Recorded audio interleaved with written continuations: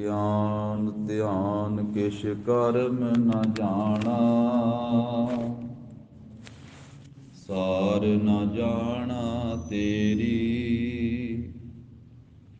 ਸਭ ਤੇ ਵੱਡਾ ਸਤਿਗੁਰ ਨਾਨਕ,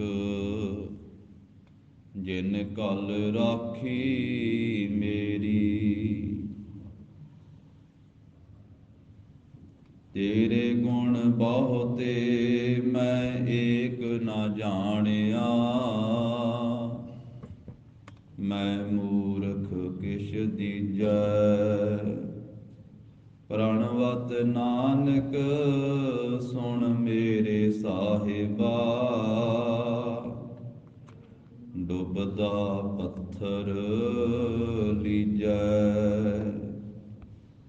ਸੋ ਕਹੋ ਟਲ ਗੁਰ ਸੇਵੀਐ, ਅਹਨਿਸ ਸਹਿਜ ਸੁਭਾਏ। ਦਰਸ਼ਨ ਪਰਸੈ ਗੁਰੂ ਕੈ, ਜਨਮ ਮਰਨ ਦੁਖ ਜਾਏ। ਹੋਵੈ ਸਿਫਤ ਖਸਮ ਦੀ, ਨੂਰ ਅਰਸਹ ਕੁਰਸਹ ਝਟੀਐ। ਤੁਧ ਡਿਠੇ ਸੱਚੇ ਪਾਤਿਸਾਹ, ਮਲ ਜਨਮ ਜਨਮ ਦੀ ਕੱਟੀਐ। ਸੱਜਣ ਸੱਚਾ ਪਾਤਿਸਾਹ, ਸਿਰ ਸਾਹਾਂ ਦੈ ਸਾਹੁ। ਜਿਸ ਪਾਸ ਮਹਿਠਿਆ ਸੋਹੀਐ, ਸਭਨਾ ਦਾ ਵੇਸਾਹੁ। ਸਤਨਾਮ ਸ੍ਰੀ ਵਾਹਿਗੁਰੂ ਸਾਹਿਬ ਜੀ। ਰਾਮ ਕਲੀ ਮਹੱਲਾ ਤੀਜਾ। ਅਸ਼ਟਪਦੀਆਂ। ਇੱਕ ਓੰਕਾਰ ਸਤਿਗੁਰ ਪ੍ਰਸਾਦਿ। ਸਰਮੇ ਦੀਆਂ ਮੁੰਦਰਾ ਕੰਨੀ ਪਾਏ ਜੋਗੀ, ਕਿੰਥਾ ਕਰ ਤੂੰ ਦਇਆ। ਆਵਣ ਜਾਣ ਬੈਭੂਤ ਲਾਏ ਜੋਗੀ, ਤਾਂ ਤੀਨ ਭਵਨ ਦਿਨ ਲਿਆ।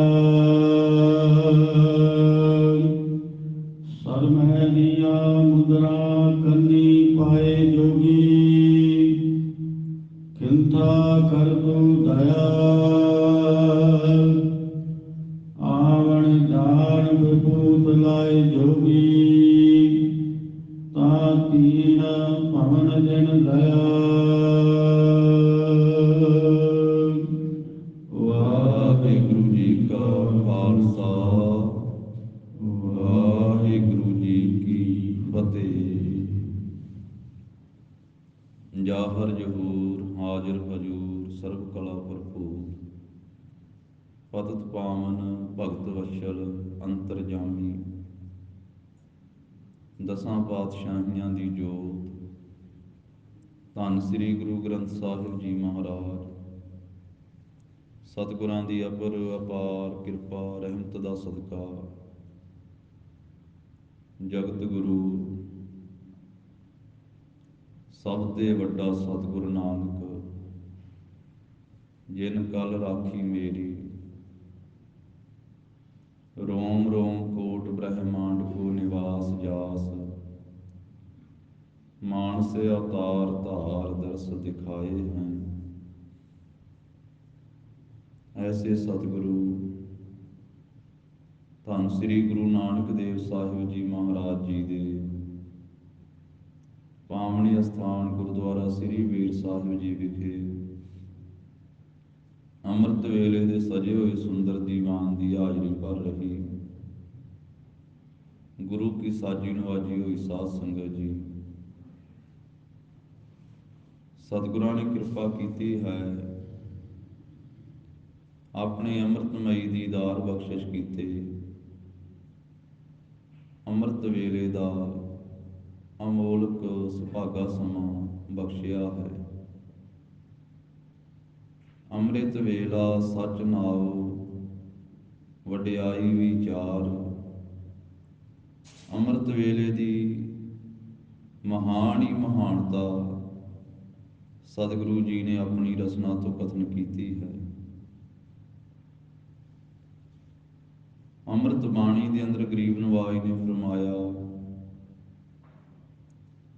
ਗੁਰ ਸਤਿਗੁਰ ਕਾ ਜੋ ਸਿੱਖਿਆ ਖਾਏ, ਸੋ ਭਲਕੇ ਉਠ ਹਰ ਨਾਮ ਧਿਆਵੈ। ਉਦਮ ਕਰੇ ਭਲਕੇ ਪ੍ਰਭਾਤੀ, ਇਸਨਾਨ ਕਰੇ ਅੰਮ੍ਰਿਤ ਸਾਰ ਨਹਾਵੈ। ਭਲਕੇ ਔਰ ਪ੍ਰਭਾਤੀ ਦਾ ਜ਼ਿਕਰ ਮਹਾਰਾਜ ਨੇ ਕੀਤਾ ਹੈ।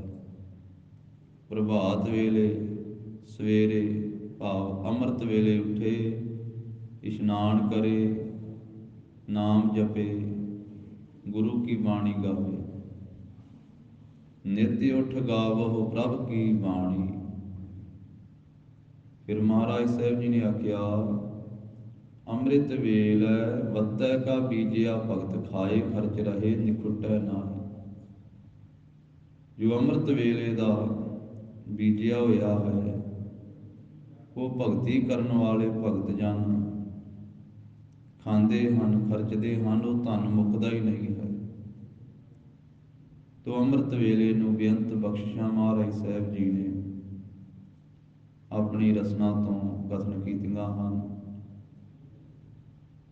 ਅੱਜ ਸਾਧ ਸੰਗਤ ਜੀ 23 ਪੋਹ ਦਾ ਦਿਨ ਹੈ, ਜਿਸ ਵੇਲੇ ਸ੍ਰੀ ਗੁਰੂ ਗੋਬਿੰਦ ਸਿੰਘ ਮਹਾਰਾਜ ਸਾਹਿਬ ਜੀ ਨੇ ਪ੍ਰਕਾਸ਼ ਧਾਰਿਆ। ਈਸਵੀ ਸੰਨ 1666, 22 ਦਸੰਬਰ, ਬਿਕਰਮੀ ਸੰਮਤ 1723, 23 ਪੋਹ ਸੁਦੀ ਸਤਵੀਂ। ਇਹ 3 ਤਰੀਕਾਂ ਉਸ ਦਿਨ ਇਕੱਠੀਆਂ ਸੀ, ਜਿਸ ਦਿਨ ਸ੍ਰੀ ਗੁਰੂ ਗੋਬਿੰਦ ਸਿੰਘ ਮਹਾਰਾਜ ਸਾਹਿਬ ਜੀ ਦਾ ਪ੍ਰਕਾਸ਼ ਹੋਇਆ। ਔਰ ਇਹ ਗੱਲ ਬੜੀ ਧਿਆਨ ਦੇ ਨਾਲ ਵਿਚਾਰਨ ਵਾਲੀ ਹੈ, ਸਮਝਣ ਵਾਲੀ ਹੈ। ਇਹ 3 ਤਰੀਕਾਂ ਦੇ ਬਾਰੇ ਜਦੋਂ ਦਸ਼ਮੇਸ਼ ਪਾਤਸ਼ਾਹ ਜੀ ਨੇ ਸ੍ਰੀ ਪਟਨਾ ਸਾਹਿਬ ਦੀ ਧਰਤੀ ਤੇ ਆਗਮਨ ਲਿਆ, ਪ੍ਰਕਾਸ਼ ਧਾਰਿਆ, ਅੰਗਰੇਜ਼ੀ ਤਰੀਕ ਸੀ ਉਸ ਦਿਨ 12 ਦਸੰਬਰ, ਵਾਹਿਗੁਰੂ 22 ਦਸੰਬਰ, 22 ਦਸੰਬਰ ਔਰ 1666 ਈਸਵੀ ਸੰਨ ਸੀ, ਤੇ ਬਿਕਰਮੀ ਸੰਮਤ ਸੀਗਾ 1723 ਬਿਕਰਮੀ ਸੰਮਤ। 23 ਪੋਹ ਤੇ ਨਾਲ ਸੀ ਪੋਹ ਸੁਦੀ ਸਤਵੀਂ।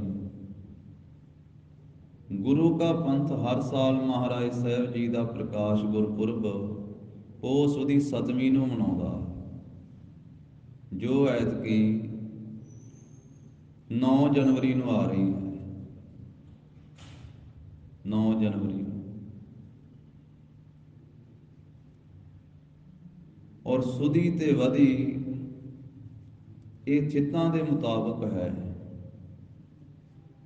ਵਾਹਿਗੁਰੂ ਜੀ ਦੀ ਰਚਨਾ ਦੇ ਵਿੱਚ ਜਿੱਥੇ ਮਹੀਨੇ ਹਨ, ਸਾਲ ਹੈ, ਹਫ਼ਤੇ ਦੇ 7 ਵਾਰ ਹਨ, ਉੱਥੇ 15 ਥਿੱਤਾਂ ਹਨ। ਜਿਵੇਂ ਆਪਾਂ ਜਪਜੀ ਸਾਹਿਬ ਦੀ ਬਾਣੀ ਵਿੱਚ ਹੀ ਵਾਹਿਗੁਰੂ ਜੀ ਦੀ ਰਚਨਾ ਬਾਰੇ ਪੜ੍ਹਦੇ ਹਾਂ, ਤਾਂ ਮਹਾਰਾਜ ਨੇ ਆਖਿਆ, ਰਾਤੀ, ਰੁੱਤੀ, ਥਿੱਤੀ, ਵਾਰ। ਤੇ ਜਦੋਂ ਇੱਕ ਇੱਕ ਪਦ ਨੂੰ ਸਮਝਾਂਗੇ ਤੇ ਫਿਰ ਪਤਾ ਲੱਗੇਗਾ, ਰਾਤੀ, ਰਾਤਾਂ, ਵੀ ਵਾਹਿਗੁਰੂ ਨੇ ਦਿਨ ਵੀ ਬਣਾਇਆ ਤੇ ਰਾਤਾਂ ਵੀ ਬਣਾਈਆਂ। ਰੁੱਤੀ, ਉਹਨੇ ਰੁੱਤਾਂ ਵੀ ਬਣਾਈਆਂ, ਉਹਦੀ ਰਚਨਾ ਦੇ ਵਿੱਚ ਰੁੱਤਾਂ ਬਣੀਆਂ। ਕਦੀ ਸਰਦੀ ਹੈ, ਕਦੀ ਗਰਮੀ ਹੈ, ਕਦੀ ਬਸੰਤ ਹੈ, ਕਦੀ ਪਤਝੜ ਹੈ, ਆਦਿਕ ਛੇ ਰੁੱਤਾਂ ਹਨ। ਫਿਰ ਅੱਗੇ ਤੀਸਰਾ ਵਚਨ ਆਉਂਦਾ ਹੈ ਥਿੱਤੀ, ਰਾਤੀ, ਰੁੱਤੀ, ਥਿੱਤੀ, ਤੇ ਫਿਰ ਉਹ 15 ਥਿੱਤਾਂ ਹਨ। ਚੰਦਰਮਾ ਦੇ ਲਿਹਾਜ਼ ਦੇ ਨਾਲ ਚਾਨਣਾ ਪੱਖ ਤੇ ਹਨੇਰਾ ਪੱਖ।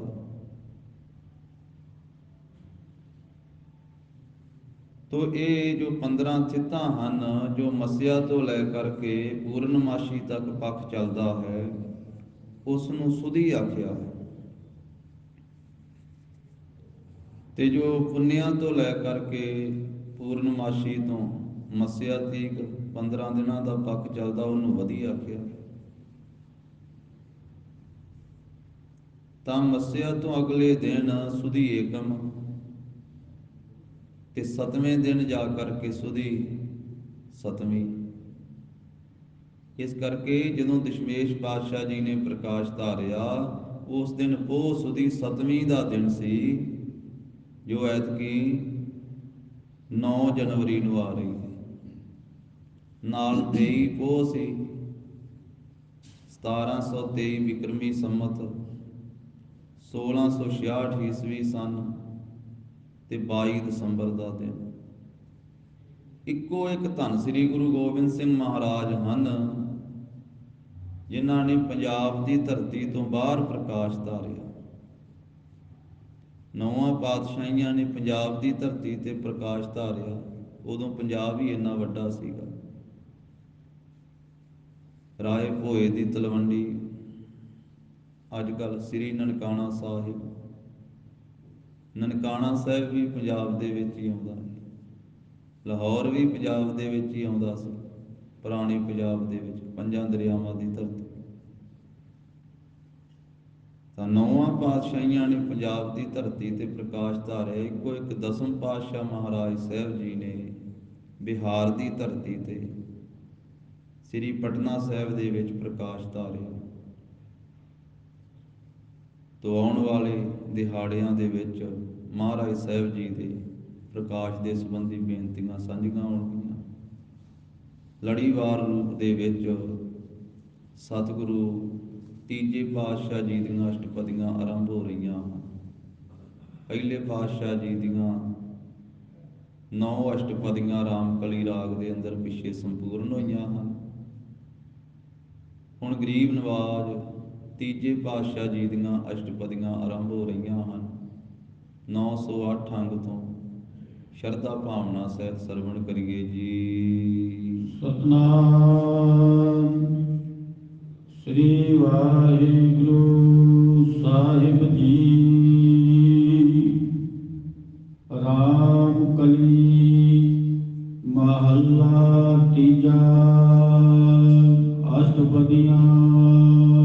ਰਾਮਕਲੀ ਰਾਗ ਹੈ। ਤੀਜੇ ਪਾਤਸ਼ਾਹ ਧੰਨ ਸ੍ਰੀ ਗੁਰੂ ਅਮਰਦਾਸ ਸਾਹਿਬ ਜੀ ਮਹਾਰਾਜ ਉਚਾਰਨ ਕਰਦੇ ਹਨ।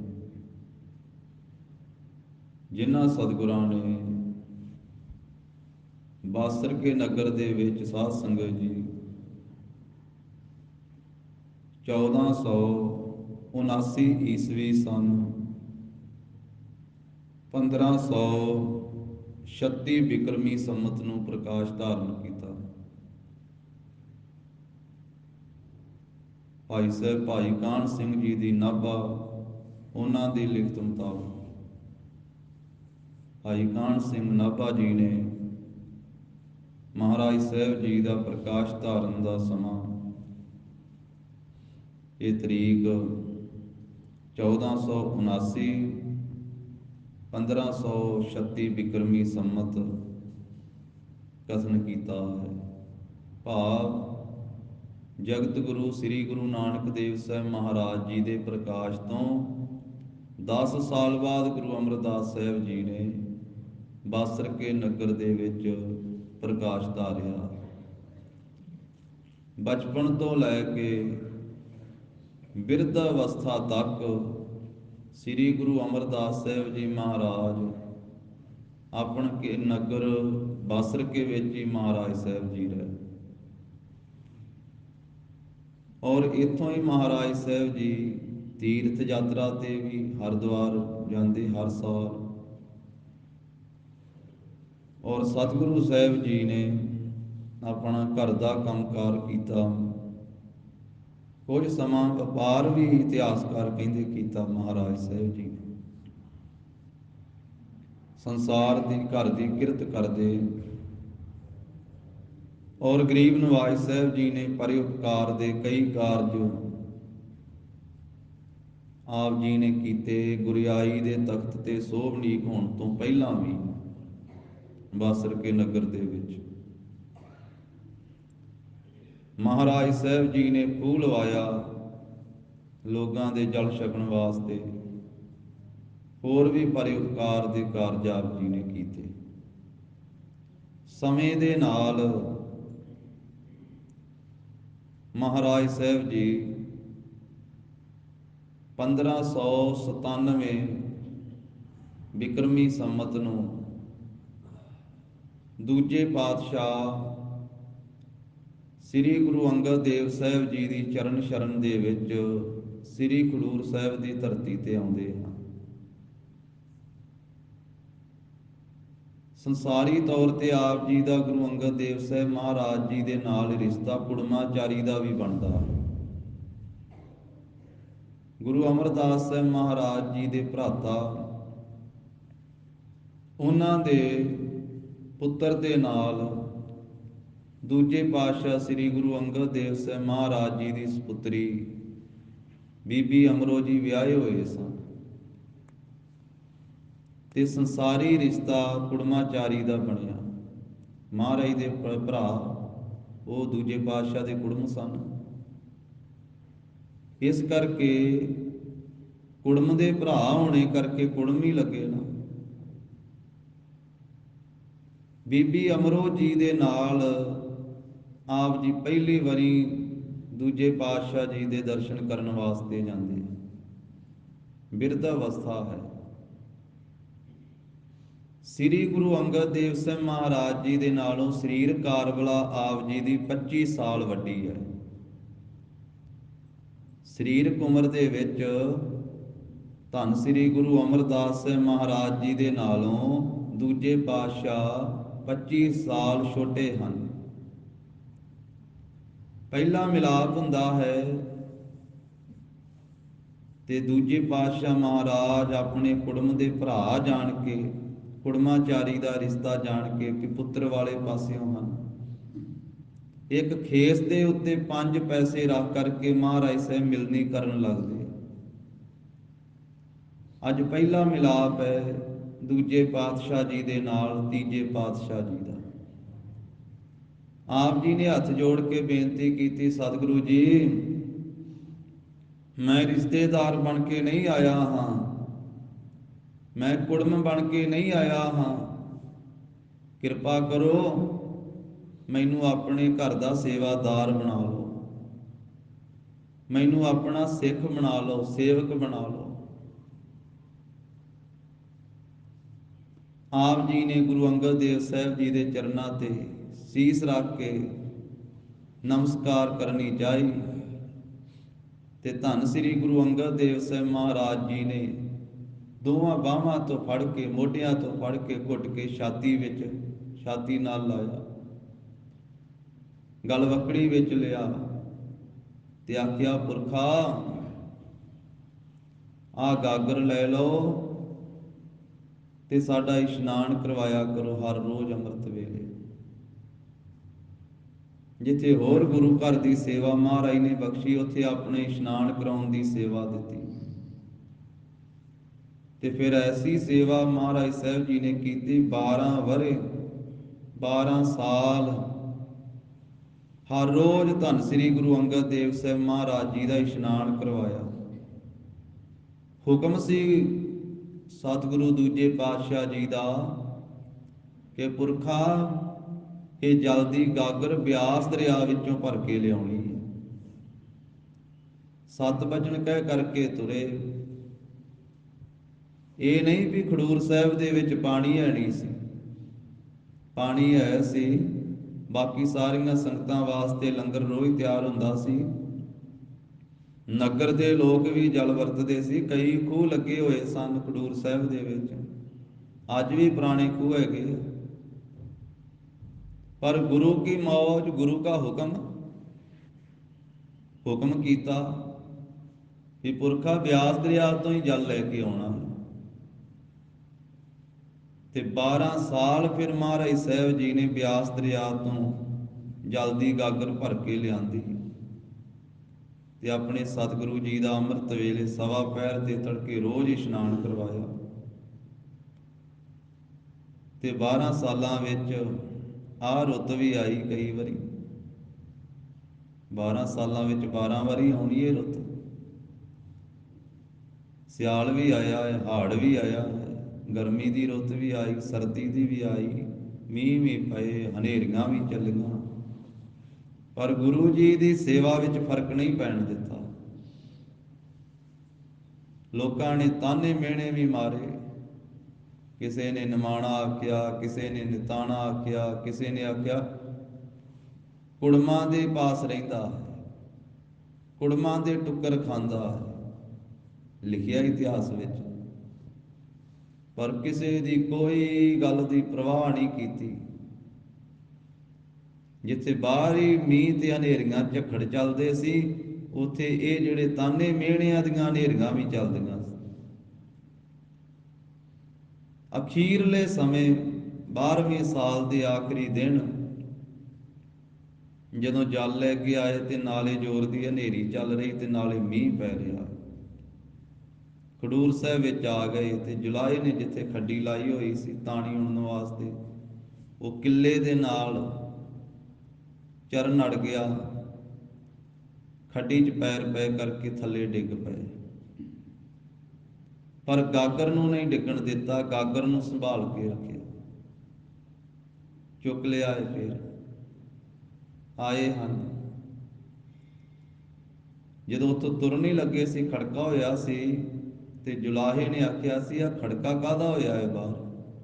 ਉਹਦੀ घर वाली जुलाई ने आख्या ਉਹੀ होना है, अद्धा नां लेके महाराज दा निथावा, ਉਹੀ होना है निथावा जिन्हों थां कोई नहीं, ਜਿਹੜਾ कदी इधर जाता है कदी उधर जाता है, ना दिने चैन ना रात चैन। ते महाराज के मुख तो सुभावक ही वचन निकलिया, झल्लीए मैं निथावा नहीं, जिन्हों गुरु नानक साहब के घरे थां मिल जाए, गुरु अंगद देव साहब जी की चरण शरण विच वो थां वाला हुंदा है, निथावा नहीं हुंदा। इदों वड्डी ते थां ही कोई नहीं जिहड़ी थां मैनूं मिली है। वो वचन होण दी देर सी, जुलाई नूं झल पै गया, कमली हो गई, अपने वस्त्र पाड़न लग पई। जुलाहे ने उन्होंने फड़ के रखिया है, दिड़ चढ़ की उदीक करता है। महाराज जल लैके चले गए सन, जाके गुरु जी का इशनान करवाया। तो महाराज साहब गुरु अंगद साहब जी ने आख्या, पुरखा थोड़े जे देरी नाल आए हो।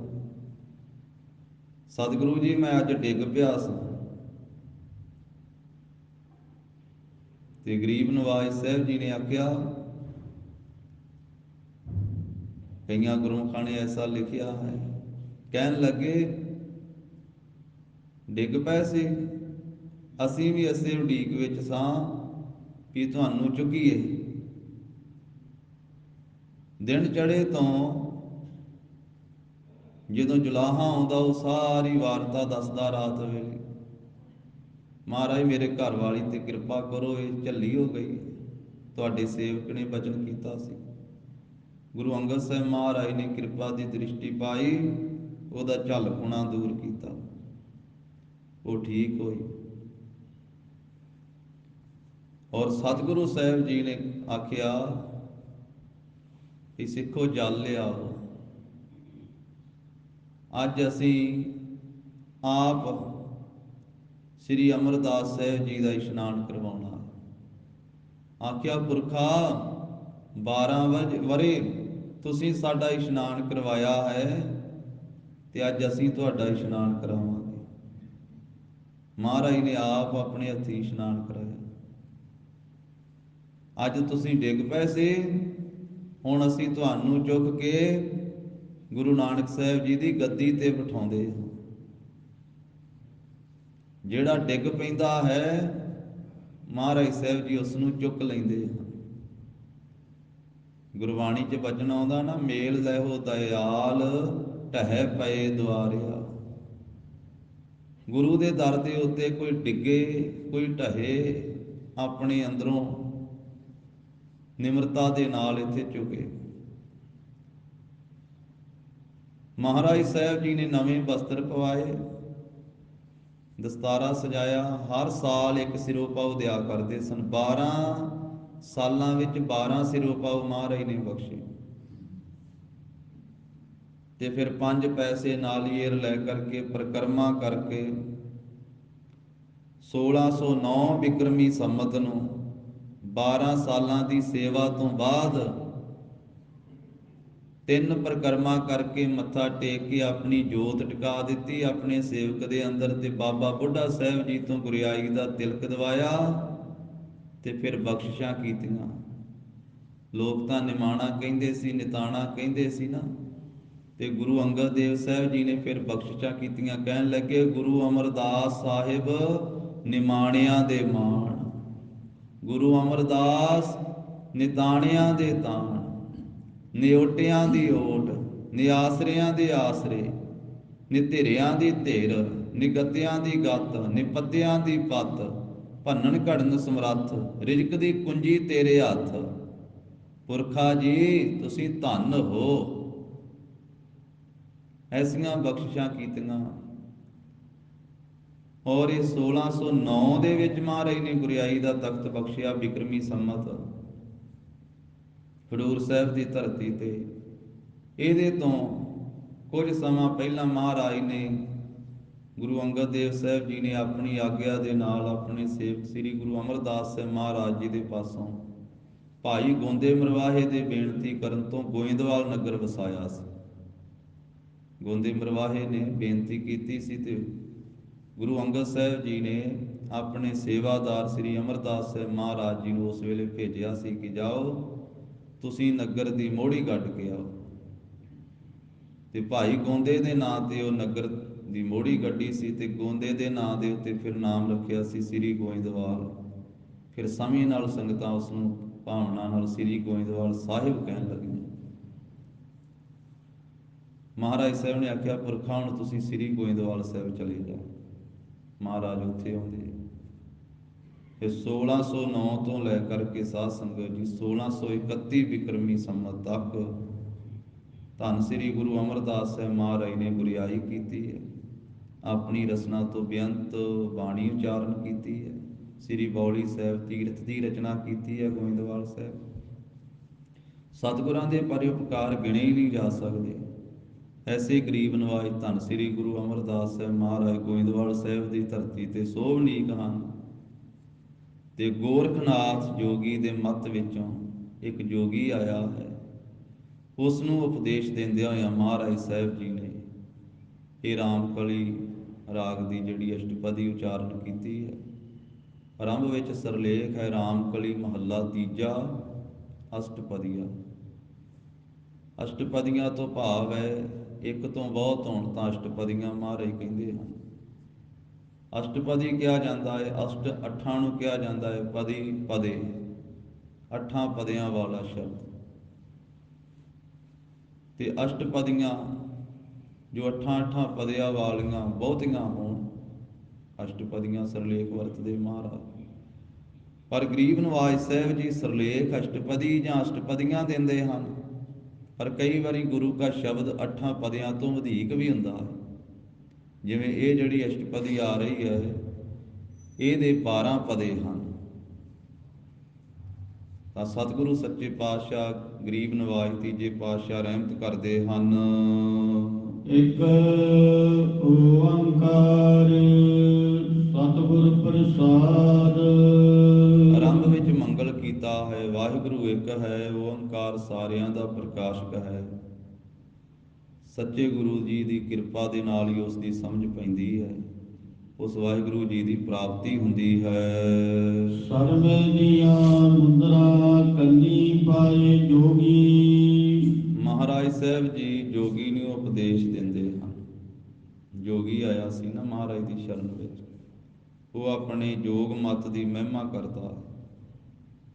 ਤੇ ਸਤਿਗੁਰੂ ਜੀ ਅਸਲ ਜੋਗ ਕਮਾਉਣ ਦਾ ਉਪਦੇਸ਼ ਦਿੰਦੇ। ਅੰਜਨ ਮਾਹੇ ਨਿਰੰਜਨ ਰਹੀਐ, ਜੋਗ ਜੁਗਤ ਇਵ ਪਾਈਐ। ਇਸ ਕਰਕੇ ਇਸ ਸ਼ਬਦ ਦੇ ਵਿੱਚ ਵਾਰ-ਵਾਰ ਜੋਗੀ ਪਦ ਆਵੇਗਾ। ਭਾਵੇਂ ਜੋਗੀ ਨੂੰ ਉਪਦੇਸ਼ ਦਿੱਤਾ ਹੈ, ਪਰ ਸਾਨੂੰ ਸਾਰਿਆਂ ਨੂੰ ਇਹ ਉਪਦੇਸ਼ ਹੈ। ਭਾਵੇਂ ਜੋਗੀ ਨੂੰ ਸੰਬੋਧਨ ਕਰਕੇ ਮਹਾਰਾਜ ਨੇ ਇਹ ਸ਼ਬਦ ਉਚਾਰਨ ਕੀਤਾ ਹੈ, ਪਰ ਸਾਰੀ ਸ੍ਰਿਸ਼ਟੀ ਵਾਸਤੇ ਸਾਂਝਾ ਉਪਦੇਸ਼ ਹੈ ਗੁਰੂ ਸਾਹਿਬ ਜੀ ਦਾ। ਪ੍ਰਥਾਏ ਸਾਖੀ ਮਹਾਂਪੁਰਖ ਬੋਲਦੇ, ਸਾਂਝੀ ਸਗਲ ਜਹਾਨ ਹੈ।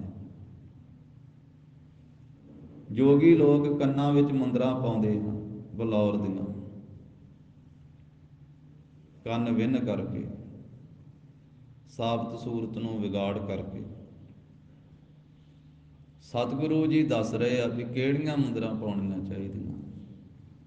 ਸਰਮੈ ਦੀਆਂ ਮੁੰਦਰਾਂ ਕੰਨੀ ਪਾਏ ਜੋਗੀ। ਹੇ ਜੋਗੀ, ਆਪਣੇ ਕੰਨਾਂ ਦੇ ਵਿੱਚ ਸ਼ਰਮ ਦੀਆਂ ਮੁੰਦਰਾਂ ਪਾ। ਜਿਹੜੀ ਸ਼ਰਮ ਕਰਨੀ ਹੈ ਨਾ, ਵਿਕਾਰਾਂ ਵੱਲੋਂ, ਔਗੁਣਾਂ ਵੱਲੋਂ, ਪਾਪਾਂ ਵੱਲੋਂ, ਉਹ ਸ਼ਰਮ ਧਾਰਨ ਕਰ, ਇਹੀ ਮੁੰਦਰਾਂ ਪਾ ਅੰਤਰੀਵ ਆਪਣੇ ਕੰਨਾਂ ਦੇ ਵਿੱਚ। ਕਿਉਂਕਿ ਜੇ ਸ਼ਰਮ ਹੋਵੇ, ਲੱਜਾ ਦੇ ਸਹਿਤ ਹੋਵੇ, ਤੇ ਫਿਰ ਇਹ ਔਗੁਣਾਂ ਤੋਂ, ਵਿਕਾਰਾਂ ਤੋਂ ਜੀਵ ਬਚ ਸਕਦਾ ਹੈ। ਜਿੱਥੇ ਧਰਮ ਦਾ ਜ਼ਿਕਰ ਹੈ, ਉੱਥੇ ਧਰਮ ਦੇ ਨਾਲ ਸ਼ਰਮ ਵੀ ਹੈ। ਜਦੋਂ ਮਹਾਰਾਜ ਸਾਹਿਬ ਨੇ ਆਖਿਆ ਨਾ ਵੀ ਧਰਮ ਉੱਡ ਗਿਆ, ਉੱਥੇ ਮਹਾਰਾਜ ਨੇ ਆਖਿਆ ਸ਼ਰਮ ਵੀ ਚਲੇ ਗਈ। ਜਿਵੇਂ ਇਮਨਾਬਾਦ ਦੀ ਧਰਤੀ ਤੇ ਜਗਤ ਗੁਰੂ ਧੰਨ ਸ੍ਰੀ ਗੁਰੂ ਨਾਨਕ ਦੇਵ ਸਾਹਿਬ ਮਹਾਰਾਜ ਜੀ ਨੇ ਭਾਈ ਲਾਲੋ ਨੂੰ ਸੰਬੋਧਨ ਹੁੰਦਿਆਂ ਬਚਨ ਕੀਤੇ ਸੀ। ਉੱਥੇ ਫਰਮਾਇਆ ਸੀ, ਸਰਮ ਧਰਮ ਦੋਏ ਛਾਪ ਖਲੋਏ, ਕੂੜ ਫਿਰੈ ਪ੍ਰਧਾਨ ਵੇ ਲਾਲੋ। ਸ਼ਰਮ ਤੇ ਧਰਮ, ਸ਼ਰਮ ਵੀ ਚਾਹੀਦੀ ਹੈ ਜੀਵ ਦੇ ਅੰਦਰ।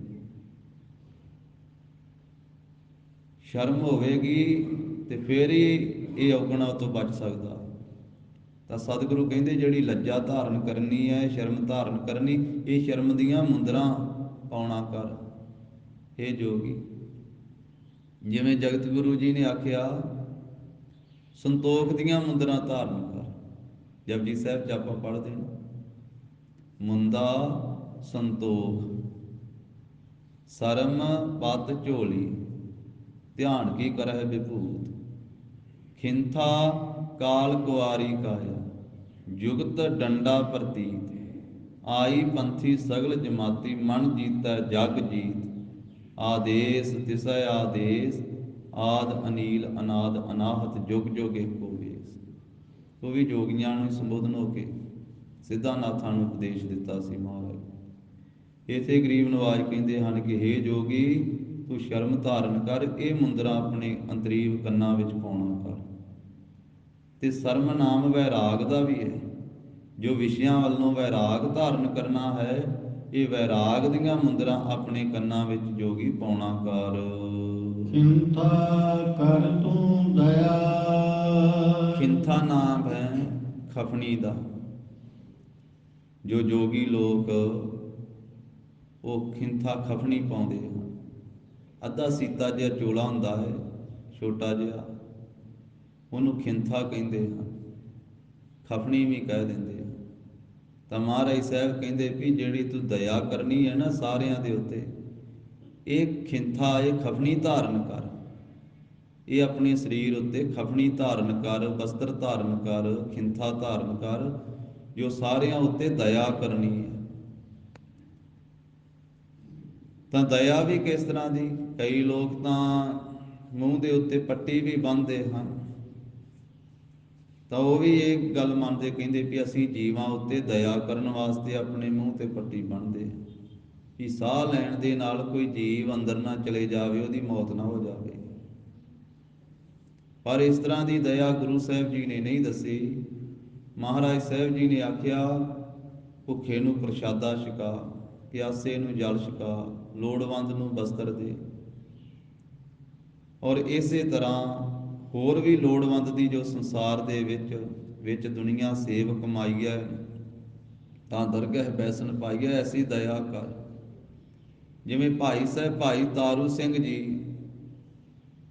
ਜਦੋਂ ਸਿੰਘਾਂ ਦੀ ਸੇਵਾ ਕਰਦੇ ਸੀ, ਜਿਸ ਵੇਲੇ ਜ਼ਾਲਮ ਸਰਕਾਰਾਂ ਸਿੰਘਾਂ ਦੇ ਵੈਰੀ ਬਣੀਆਂ ਹੋਈਆਂ ਸਨ, ਸਿੰਘ ਝਾੜੀਆਂ 'ਚ ਜੰਗਲਾਂ 'ਚ ਰਹਿੰਦੇ, ਤੇ ਐਸੇ ਜਿਹੜੇ ਘਰਾਂ 'ਚ ਰਹਿਣ ਵਾਲੇ ਸਿੰਘ ਸੀ ਉਹਨਾਂ ਨੂੰ ਪ੍ਰਸ਼ਾਦਾ ਪਾਣੀ ਛਕਾਉਂਦੇ। ਭਾਈ ਤਾਰੂ ਸਿੰਘ ਜੀ ਸਿੰਘਾਂ ਨੂੰ ਪ੍ਰਸ਼ਾਦਾ ਛਕਾਉਣ ਦੀ ਸੇਵਾ ਕਰਦੇ ਸਨ। 7 ਦਿਨਾਂ ਦੇ ਭੁੱਖੇ ਆ ਸਿੰਘ, ਭਾਈ ਤਾਰੂ ਸਿੰਘ ਜੀ ਪ੍ਰਸ਼ਾਦਾ ਲੈ ਕੇ ਜਾਂਦੇ ਆ, ਤੇ ਨਾਲ ਹੀ ਪ੍ਰਸ਼ਾਦਾ ਦੇ ਕਰਕੇ ਤੇ ਇੱਕ ਬੇਨਤੀ ਕਰਦੇ ਆ ਵੀ ਸਿੰਘੋ, ਜ਼ਾਲਮ ਲੋਕ ਆਪਣੇ ਦੇਸ਼ ਦੀਆਂ ਬਹੂ ਬੇਟੀਆਂ ਨੂੰ ਬੰਦੀ ਬਣਾ ਕਰਕੇ ਲੈ ਕੇ ਜਾ ਰਹੇ ਹਨ, ਤੁਸੀਂ ਪ੍ਰਸ਼ਾਦਾ ਛਕ ਕੇ ਉਹਨਾਂ ਦੀ ਇੱਜ਼ਤ ਬਚਾਓ, ਉਹਨਾਂ ਦੀ ਜਾਨ ਬਚਾਓ। ਤਾਂ ਸਿੰਘਾਂ ਨੇ ਹੱਥਾਂ 'ਤੇ ਪ੍ਰਸ਼ਾਦੇ ਰੱਖੇ ਹੋਏ ਸੀ, 7 ਦਿਨਾਂ ਦੇ ਭੁੱਖੇ ਸੀ, ਛਕਣ ਵਾਸਤੇ ਤਿਆਰ ਸੀ, ਪਰ ਫੇਰ ਵਾਪਸ ਟੋਕਰੇ ਵਿੱਚ ਰੱਖ ਦਿੱਤੇ। ਕਹਿਣ ਲੱਗੇ ਪ੍ਰਸ਼ਾਦਾ ਤੇ ਛਕ ਲਓ। ਕਹਿੰਦੇ ਨਹੀਂ, ਪ੍ਰਸ਼ਾਦਾ ਬਾਅਦ ਵਿੱਚ ਛਕਾਂਗੇ ਤਾਰੂ ਸਿੰਘਾ। ਜੋ ਧੀਆਂ ਭੈਣਾਂ ਨੂੰ ਜ਼ਾਲਮ ਲੋਕ ਬੰਦੀ ਬਣਾ ਕੇ ਲੈ ਕੇ ਜਾ ਰਹੇ ਆ, ਉਹਨਾਂ ਗਿਲਜਿਆਂ ਤੋਂ, ਉਹਨਾਂ ਜਾਬਰਾਂ ਤੋਂ ਪਹਿਲਾਂ ਦੇਸ਼ ਦੀਆਂ ਬਹੂ ਬੇਟੀਆਂ ਨੂੰ ਛਡਾ ਲੈਂਦੇ ਹਾਂ। ਜੇ ਜਿਉਂਦੇ ਰਹੇ ਤੇ ਆ ਕਰਕੇ ਪ੍ਰਸ਼ਾਦਾ ਛਕ ਲਵਾਂਗੇ। ਤਾਂ ਸਿੰਘਾਂ ਨੇ ਜਾ ਕਰਕੇ ਉਸ ਵੇਲੇ ਫਿਰ ਉਹ ਧੀਆਂ ਭੈਣਾਂ ਨੂੰ ਛਡਾਇਆ। ਇਹਦਾ ਨਾਮ ਹੈ ਦਇਆ। ਐਸੀ ਦਇਆ ਖਾਲਸੇ ਨੇ ਸਮੇਂ-ਸਮੇਂ ਤੇ ਕੀਤੀ। ਤਾਂ ਮਹਾਰਾਜ ਸਾਹਿਬ ਜੀ ਕਹਿੰਦੇ ਵੀ ਹੇ ਜੋਗੀ, ਜਿਹੜੀ ਜੀਵਾਂ ਤੇ ਦਇਆ ਕਰਨੀ ਹੈ ਜਾਂ ਆਪਣੇ ਜੀਵ ਉੱਤੇ ਵੀ ਦਇਆ ਕਰਨੀ ਹੈ, ਪ੍ਰਭੂ ਭਗਤੀ ਨਾਲ ਜੋੜਨਾ, ਇਹ ਤੂੰ ਖਫਣੀ ਧਾਰਨ ਕਰ। ਆਵਣ ਜਾਣ ਵਿਭੂਤ ਲਾਏ ਜੋਗੀ। ਵਿਭੂਤ ਨਾਮ ਹੈ ਵਿਭੂਤੀ ਸਵਾਹ ਦਾ। ਜੋਗੀ ਲੋਕ ਆਪਣੇ ਪਿੰਡੇ ਤੇ ਵਿਭੂਤੀ ਮਲਦੇ, ਸਵਾਹ ਮਲਦੇ। ਸਤਿਗੁਰੂ ਕਹਿੰਦੇ ਜਿਹੜਾ ਸੰਸਾਰ ਇਹ ਆਉਣ ਵਾਲਾ ਤੇ ਜਾਣ ਵਾਲਾ ਹੈ, ਇਹਨੂੰ ਨਾਸਵਾਨ ਸਮਝ। ਇਹ ਆਉਣ ਜਾਣ ਵਾਲੇ ਸੰਸਾਰ ਨੂੰ ਇਹ ਜੋਗੀ, ਇਹੀ ਤੂੰ ਸਵਾਹ ਆਪਣੇ ਪਿੰਡੇ ਤੇ ਮਲਨਾ ਕਰ। ਤਾਂ ਤੀਨ ਭਵਨ ਜਿਣ ਲਿਆ। ਤਾਂ ਤੂੰ ਤਿੰਨਾਂ ਭਵਨਾਂ ਨੂੰ, ਮਾਤ ਲੋਕ, ਪਤਾਲ ਲੋਕ, ਆਕਾਸ਼ ਲੋਕ, ਤਿੰਨਾਂ ਭਵਨਾਂ ਨੂੰ ਜਿੱਤ ਲਿਆ ਸਮਝ। ਤਾਂ ਤੂੰ ਤਿੰਨਾਂ ਲੋਕਾਂ ਨੂੰ ਜਿੱਤ ਲਵੇਂਗਾ। ਤਾਂ ਤਿੰਨਾਂ ਭਵਨਾਂ ਦੇ ਵਿੱਚ ਜਿਹੜਾ ਘੁੰਮਣ ਵਾਲਾ ਇਹ ਮਨ ਹੈ, ਇਸ ਮਨ ਨੂੰ ਤੂੰ ਜਿੱਤ ਲਵੇਂਗਾ। 3 ਭਵਨ, ਜਾਗਰਤ, ਸੁਪਨ, ਸੁਖੋਪਤੀ, ਇਹਨਾਂ 3 ਅਵਸਥਾ ਵਿੱਚ ਜਿਹੜਾ ਭਰਮਣ ਕਰਦਾ ਹੈ ਮਨ, ਇਸ ਮਨ ਨੂੰ ਤੂੰ ਤਾਂ ਜਿੱਤ ਲਵੇਂਗਾ। ਐਸੀ ਕਿੰਗਰੀ ਵਜਾਈ ਜੋਗੀ। ਮਹਾਰਾਜ ਕਹਿੰਦੇ ਇਸ ਤਰ੍ਹਾਂ ਦੀ ਕਿੰਗੁਰੀ ਵਜਾਉਣਾ ਕਰ ਹੈ ਜੋਗੀ। ਜੋਗੀ ਲੋਕ ਕਿੰਗ ਵਜਾਉਂਦੇ, ਉਹ ਤੂੰਬਾ ਜਿਹਾ ਉਹਦੇ 'ਚ ਤਾਰ ਲੱਗੀ ਹੁੰਦੀ, ਤਾਂ ਉਹ ਕਿੰਗ ਵਜਾਉਂਦੇ। ਤੇ ਮਹਾਰਾਜ ਸਾਹਿਬ ਜੀ ਦੱਸਦੇ ਆ ਵੀ ਕਿਹੜੀ ਕਿੰਗ ਵਜਾਉਣੀ, ਅਗਲੀ ਪੰਕਤੀ 'ਚ ਦੱਸਣਗੇ। ਗਰੀਬ ਨਵਾਜ ਕਹਿੰਦੇ ਇਸ ਤਰ੍ਹਾਂ ਦੀ ਹੈ ਜੋਗੀ ਤੂੰ ਕਿੰਗ ਵਜਾਉਣਾ ਕਰ। ਜਿਤ ਕਿੰਗੁਰੀ ਅਨਹਦ ਵਾਜੈ। ਜਿਸ ਕਿੰਗ ਦੇ ਵਜਾਉਣ ਕਰਕੇ ਹੱਦ ਤੋਂ ਰਹਿਤ ਨਾਮ ਦਾ ਵਾਜਾ ਵੱਜਦਾ ਹੈ, ਉਸ ਕਿੰਗ ਨੂੰ ਵਜਾ। ਨਾਮ ਦੀ ਕਿੰਗ ਵਜਾ, ਪ੍ਰਭੂ ਸਿਮਰਨ ਦੀ ਕਿੰਗ ਵਜਾ। ਜੋ ਹੱਦ ਤੋਂ ਰਹਿਤ, ਨਾਸ ਤੋਂ ਰਹਿਤ, ਇੱਕ ਰਸ ਨਾਮ ਦਾ ਵਾਜਾ ਵੱਜਣਾ, ਇਹੀ ਕਿੰਗ ਦਾ ਵੱਜਣਾ ਹੈ। ਇਸ ਕਿੰਗ ਨੂੰ ਵਜਾਉਣਾ ਕਰ। ਹਰਿ ਸਿਉ ਰਹਿ ਲਿਵ ਲਾਏ। ਫਿਰ ਹਰੀ ਪਰਮੇਸ਼ਰ ਦੇ ਨਾਲ ਤੂੰ ਲਿਵ ਲਾ ਕੇ ਰਹੇਗਾ, ਤੇਰੀ ਲਿਵ ਜੁੜ ਜਾਵੇਗੀ। ਰਾਉ ਵਿਸਰਾਮ ਦੇ ਕੇ ਫਰਮਾਉਂਦੇ ਹਨ, ਸਤ ਸੰਤੋਖ ਪਤ ਕਰ ਝੋਲੀ ਜੋਗੀ। ਗਰੀਬ ਨਵਾਜ ਸਾਹਿਬ ਕਹਿੰਦੇ ਸਤ ਅਤੇ ਸੰਤੋਖ, ਇਹਨਾਂ ਨੂੰ ਤੂੰ ਪਾਤਰ ਬਣਾਉਣਾ ਕਰ, ਭਾਂਡੇ ਬਣਾਉਣਾ ਕਰ। ਅਥਵਾ ਸੱਤ ਜਿਹੜਾ ਉੱਚਾ ਆਚਰਣ ਹੈ, ਇਹਦਾ ਤੂੰ ਪੱਤ ਕਹੀਏ ਭਾਂਡਾ ਆਪਣੇ ਪਾਸ ਰੱਖਣਾ ਕਰ। ਤੇ ਜਿਹੜਾ ਸੰਤੋਖ ਧਾਰਨ ਕਰਨਾ ਹੈ, ਇਹ ਸੰਤੋਖ ਦੀ ਆਪਣੇ ਪਾਸ ਹੈ ਜੋਗੀ ਤੂੰ ਝੋਲੀ ਰੱਖਣਾ ਕਰ। ਅੰਮ੍ਰਿਤ ਨਾਮ ਭੁਗਤ ਪਾਈ। ਤੇ ਨਾਮ ਜੋ ਅੰਮ੍ਰਿਤ ਨਾਮ ਹੈ ਨਾ, ਮਿਰਤੂ ਤੋਂ ਰਹਿਤ ਕਰਨ ਵਾਲਾ ਪ੍ਰਭੂ ਜੀ ਦਾ ਅੰਮ੍ਰਿਤ ਨਾਮ, ਇਹ ਅੰਮ੍ਰਿਤ ਨਾਮ ਰੂਪੀ ਭੁਗਤ, ਇਹ ਪਦਾਰਥ ਉਸ ਭਾਂਡੇ ਵਿੱਚ ਪਾ ਕੇ ਤੂੰ ਝੋਲੀ ਵਿੱਚ ਪਾਉਣਾ ਕਰ। ਜੋਗੀ ਲੋਕ ਜਿਹੜਾ ਆਪਣਾ ਭੁਗਤ ਚੂਰਮਾ ਜਿਹਾ ਤਿਆਰ ਕਰਦੇ, ਉਹਨੂੰ ਵੀ ਭੁਗਤ ਕਹਿ ਦਿੰਦੇ। ਮਹਾਰਾਜ ਸਾਹਿਬ ਜੀ ਨੇ ਜਪਜੀ ਸਾਹਿਬ 'ਚ ਗਿਆਨ ਦੀ ਭੁਗਤ ਵੀ ਆਖਿਆ, ਭੁਗਤ ਗਿਆਨ ਦਇਆ ਭੰਡਾਰਨ। ਤੋ ਇੱਥੇ ਮਹਾਰਾਜ ਸਾਹਿਬ ਜੀ ਕਹਿੰਦੇ, ਇੱਕ ਉਹਨਾਂ ਝੋਲੀ ਪਾਈ ਹੁੰਦੀ ਹੈ ਜੋਗੀ ਨੇ, ਇੱਕ ਹੱਥ ਵਿੱਚ ਭਾਂਡਾ ਫੜਿਆ ਹੁੰਦਾ ਹੈ ਠੂਠਾ, ਉਹਦੇ ਵਿੱਚ ਪਦਾਰਥ ਲੈ ਕਰਕੇ ਫਿਰ ਝੋਲੀ ਵਿੱਚ ਇਕੱਠਾ ਕਰ ਲੈਂਦੇ, ਉਹਦੇ 'ਚ ਪਾ ਲੈਂਦੇ। ਮਹਾਰਾਜ ਸਾਹਿਬ ਜੀ ਨੇ ਆਖਿਆ ਵੀ ਸੱਤ ਦਾ ਜਿਹੜਾ ਪਾਤਰ ਬਣਾ, ਭਾਂਡਾ ਬਣਾ, ਸੰਤੋਖ ਦੀ ਝੋਲੀ ਬਣਾ, ਤੇ ਅੰਮ੍ਰਿਤ ਨਾਮ ਰੂਪੀ ਜਿਹੜਾ ਹੈ ਨਾ, ਉਹ ਭੁਗਤ ਪਦਾਰਥ ਇਹਦੇ ਵਿੱਚ ਪਾਉਣਾ ਕਰ। ਧਿਆਨ ਕਾ ਕਰ ਡੰਡਾ ਜੋਗੀ। ਤੇ ਡੰਡਾ ਵੀ ਰੱਖਦੇ ਆ ਜੋਗੀ ਲੋਕ ਆਪਣੇ ਪਾਸ। ਤਾਂ ਮਹਾਰਾਜ ਗੁਰੂ ਅਮਰਦਾਸ ਸਾਹਿਬ ਜੀ ਕਹਿੰਦੇ, ਜਿਹੜਾ ਧਿਆਨ ਜੋੜਨਾ ਹੈ ਨਾ ਪ੍ਰਭੂ ਦੇ ਵਿੱਚ, ਇਹ ਧਿਆਨ ਦਾ ਹੀ ਡੰਡਾ ਬਣਾਉਣਾ ਕਰ ਹੈ ਜੋਗੀ। ਸੰਗੀ ਸੁਰਤ ਵਜਾਈ। ਤੇ ਫਿਰ ਉਹ ਸਿੰਘ ਜਿਹਾ ਵਜਾਉਂਦੇ ਹਨ, 12 ਸਿੰਘੇ ਦਾ ਬੀਣ ਜੀ ਵਜਾਉਂਦੇ। ਤਾਂ ਸਿੰਘੀ ਕਿਹੜੀ ਵਜਾਉਣੀ ਹੈ? ਮਹਾਰਾਜ ਕਹਿੰਦੇ ਜਿਹੜਾ ਸੁਰਤ ਨੂੰ ਸ਼ਬਦ ਦੇ ਨਾਲ ਜੋੜਨਾ ਹੈ, ਇਹੀ ਸਿੰਘ ਵਜਾਉਣਾ ਕਰ। ਮਨ ਦ੍ਰਿੜ ਕਰ ਆਸਨ ਬੈਸ ਜੋਗੀ। ਤੇ ਕਈ ਤਰ੍ਹਾਂ ਦੇ ਆਸਣ ਲਾਉਂਦੇ ਹਨ ਜੋਗੀ। ਸਿੱਧ ਆਸਣ, ਸਿੱਧਾਂ ਦਾ, ਪਦਮ ਆਸਣ, ਹੋਰ ਵੀ ਕਈ ਆਸਣ ਲਾ ਕਰਕੇ ਬੈਠਦੇ। ਫਿਰ ਵਿਸ਼ੇਸ਼ ਤਰ੍ਹਾਂ ਦਾ ਵਿਛਾਉਣਾ ਵਿਛਾ ਕੇ, ਮ੍ਰਿਗਸ਼ਾਲਾ ਵਿਛਾ ਕੇ ਉਹਦੇ ਤੇ ਆਸਣ ਲਾ ਕੇ ਬੈਠਦੇ। ਤੇ ਸਤਿਗੁਰੂ ਕਹਿੰਦੇ ਵੀ ਜੋ ਮਨ ਨੂੰ ਦ੍ਰਿੜ ਕਰਨਾ ਨਾ, ਇਕਾਗਰਤਾ ਦੇ ਸਹਿਤ ਕਰਨਾ ਹੈ, ਮਨ ਨੂੰ ਦ੍ਰਿੜ ਇਕਾਗਰਤਾ ਦੇ ਸਹਿਤ ਕਰਕੇ ਬੈਠ, ਇਹੀ ਆਸਣ ਲਾਉਣਾ ਕਰ ਹੈ ਜੋਗੀ। ਤਾਂ ਤੇਰੀ ਕਲਪਨਾ ਜਾਏ। ਅੰਦਰ ਜਿਹੜੀ ਖਿੱਚ ਜੀ ਬਣੀ ਰਹਿੰਦੀ ਹੈ ਨਾ, ਅੰਦਰ ਕਲਪਦਾ ਰਹਿੰਦਾ ਹੈ, ਦੁਖੀ ਹੋਇਆ ਰਹਿੰਦਾ ਹੈ, ਅਸ਼ਾਂਤ ਰਹਿੰਦਾ ਹੈ, ਇਹ ਅੰਦਰ ਦੀ ਕਲਪਨਾ ਤੇਰੀ ਜੋਗੀ ਤਾਂ ਜਾਵੇਗੀ ਜੇ ਮਨ ਨੂੰ ਦ੍ਰਿੜ ਕਰਕੇ ਬੈਠੇਗਾ ਸ਼ਬਦ ਵਿੱਚ ਜੋੜ ਕੇ। ਕਾਇਆ ਨਗਰੀ ਮੈਂ ਮੰਗਣ ਚੜ੍ਹੈ ਜੋਗੀ। ਜੋਗੀ ਲੋਕ ਵੱਖ-ਵੱਖ ਨਗਰਾਂ ਵਿੱਚ ਮੰਗਦੇ ਹਨ, ਵੱਖ-ਵੱਖ ਘਰਾਂ ਤੋਂ। ਸਤਿਗੁਰੂ ਕਹਿੰਦੇ ਵੀ ਉਹ ਛੱਡ ਕੇ ਇਹ ਕਾਇਆ ਨੂੰ ਨਗਰੀ ਜਾਣ, ਸਰੀਰ ਨੂੰ ਉਹ ਨਗਰ ਜਾਣ, ਇਹਨੂੰ ਵਸਦਾ ਸ਼ਹਿਰ ਜਾਣ। ਕਾਇਆ ਨਗਰੀ ਮਹਿ ਮੰਗਣ ਚੜ੍ਹੈ ਜੋਗੀ। ਇਹ ਜੋਗੀ ਤੂੰ ਮੰਗਣ ਵਾਸਤੇ ਇਸ ਕਾਇਆ ਰੂਪੀ ਨਗਰੀ ਵਿੱਚ ਚੜ੍ਹਨਾ ਕਰ, ਭਾਵ ਅੰਤਰਮੁਖੀ ਹੋਣਾ ਕਰ। ਇਸ ਦੇਹ ਦੇ ਵਿੱਚ ਕਾਇਆ ਰੂਪੀ ਨਗਰੀ ਦੇ ਵਿੱਚ ਪ੍ਰਵੇਸ਼ ਕਰ। ਤਾਂ ਨਾਮ ਪੱਲੇ ਪਾਰੀ। ਤਾਂ ਫਿਰ ਤੇਰੇ ਪੱਲੇ ਨਾਮ ਪਵੇਗਾ। ਜਦੋਂ ਤੂੰ ਕਾਇਆ ਰੂਪੀ ਨਗਰੀ ਵਿੱਚ ਵੜੇਗਾ ਨਾ ਮੰਗਣ ਵਾਸਤੇ, ਤੇ ਇਹਦੇ ਵਿੱਚ ਹੀ ਰੱਖਿਆ ਹੋਇਆ ਹੈ ਨੌ ਨਿਤ ਅੰਮ੍ਰਿਤ ਪ੍ਰਭ ਕਾ ਨਾਮ, ਦੇਹੀ ਮਹਿ ਇਸ ਕਾ ਵਿਸਰਾਮ। ਇਸ ਕਾਇਆ ਨਗਰੀ ਵਿੱਚ ਹੀ ਨਾਮ ਦਾ ਖਜ਼ਾਨਾ ਹੈ। ਗੁਰੂ ਕੇ ਸ਼ਬਦ ਦੇ ਨਾਲ, ਨਾਮ ਨਾਲ ਜੁੜ ਕਰਕੇ ਜਦੋਂ ਅੰਤਰਮੁਖੀ ਬਿਰਤੀ ਹੋਵੇਗੀ, ਕਾਇਆ ਨਗਰੀ 'ਚ ਪ੍ਰਵੇਸ਼ ਹੋਵੇਗਾ, ਮੰਗਣ ਚੜ੍ਹੇਗਾ, ਤੇ ਫਿਰ ਤਾਂ ਨਾਮ ਪੱਲੇ ਪਾਈ, ਤਾਂ ਫਿਰ ਨਾਮ ਤੇਰੇ ਬੁੱਧੀ ਰੂਪੀ ਪੱਲੇ ਵਿੱਚ ਪੈ ਜਾਵੇਗਾ। ਇਤ ਕਿੰਗਰੀ ਧਿਆਨ ਨਾ ਲਾਗੈ ਜੋਗੀ। ਇਹ ਜੋਗੀ ਜਿਹੜੀ ਤੂੰ ਕਿੰਗ ਬਾਹਰਲੀ ਵਜਾਉਣਾ ਹੈ ਨਾ, ਉਹ ਤੂੰਬੇ ਨਾਲ ਦੋ ਕਤਾਰਾਂ ਜੀਆਂ ਲਾ ਕੇ, ਇਸ ਕਿੰਗੁਰੀ ਵਜਾਉਣ ਦੇ ਨਾਲ, ਇਹ ਕਿੰਗ ਵਜਾਉਣ ਦੇ ਨਾਲ ਤੇਰਾ ਧਿਆਨ ਵਾਹਿਗੁਰੂ ਪਰਮੇਸ਼ਰ ਨਾਲ ਨਹੀਂ ਜੁੜੇਗਾ। ਨਾ ਸੱਚ ਪੱਲੇ ਪਾਏ। ਤੇ ਨਾ ਸੱਚ ਹੀ ਤੇਰੇ ਪੱਲੇ ਪਵੇਗਾ, ਸੱਚ ਤੋਂ ਵੀ ਤੂੰ ਵਾਂਝਾ ਰਹਿ ਜਾਵੇਂਗਾ।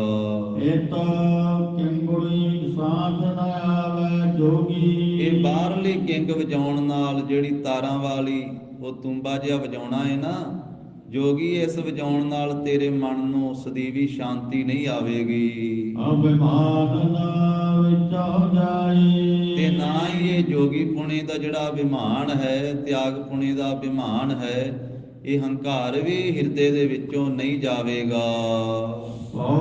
ਭਾਉ ਦੋਇ ਪਤ ਲਾਏ ਜੋਗੀ। ਗਰੀਬ ਨਵਾਜ ਸਾਹਿਬ ਜੀ ਕਹਿੰਦੇ ਵੀ ਭਉ ਤੇ ਭਾਉ, ਡਰ ਪਰਮੇਸ਼ਰ ਦਾ ਧਾਰਨ ਕਰਨਾ ਤੇ ਉਹਦਾ ਪ੍ਰੇਮ ਧਾਰਨ ਕਰਨਾ, ਇਹ ਦੋਏ ਜਿਹੜੇ ਆ ਨਾ, ਇਹ ਪੱਤ ਲਾਏ, ਇਹ ਭਾਂਡੇ ਲਾਉਣਾ ਕਰ ਹੈ ਜੋਗੀ। ਇਹੋ ਸਰੀਰ ਕਰ ਡੰਡੀ।